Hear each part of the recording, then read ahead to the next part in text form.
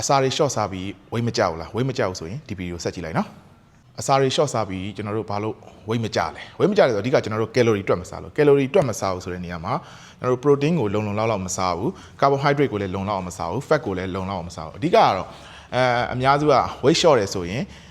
အကုန်လုံးအစာတွေဖြတ်ပစ်တာတော့နည်းနည်းလေးစားတယ်ဒါပေမဲ့တချို့ကြတော့ကိုစားတဲ့နည်းနည်းလေးက calorie အများများနေအဲ့ဆိုရင်အစီရတက်လာတယ်နောက်တစ်ချက်ကကြတော့ဘာမှမစားဘူးဒါပေမဲ့ weight မကျအောင်အဲ့ဒါဘာလဲဆိုကျွန်တော်တို့ခန္ဓာကိုယ်မှာလိုအပ်တဲ့ protein fiber carbohydrate အဲ့ဒါတွေလိုအပ်တဲ့ဟာကိုကျွန်တော်ခန္ဓာကိုယ်ထဲကိုမထည့်တဲ့အတွက်ကျွန်တော်တို့ကဘာဖြစ်လဲဆိုတော့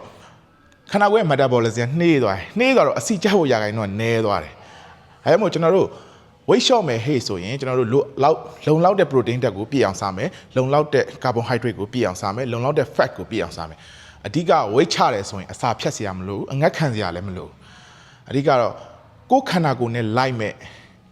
အစာတော့ calorie ကိုတွက်စားတာတော့အကောင်းဆုံးပဲပြီးရင် strength training လုပ်ဖို့မကြောက်ပါနဲ့မမေ့ပါနဲ့မပြင်းပါနဲ့အဲ့ဒီနေရာမှာကျွန်တော်တခုပြောချင်တာ strength training တခုတည်းလည်းမလုံလောက်တယ်လို့ cardio တခုတည်းနဲ့လည်းမလုံလောက် cardio ကိုဥပမာလမ်းလေးပါလေးတရက်ကိုခြေလမ်း1000လောက်ရှောက်မယ် strength training ပေါ့45မိနစ်လောက်ဆော့မယ် calorie ကိုတွက်ပြီးတော့ short စားမယ်ဆိုရင်ကျွန်တော်တို့ weight ကမကျနိုင်စရာဘာကြောင်းမှမရှိဘူးအဲ့ကြတော့အစာကိုရမ်းမဖြတ်ပါနဲ့အဲ့ဒါလေးပြောချင်ပါတယ်ဂျင်ဆော့တာမပြင်းပါနဲ့ okay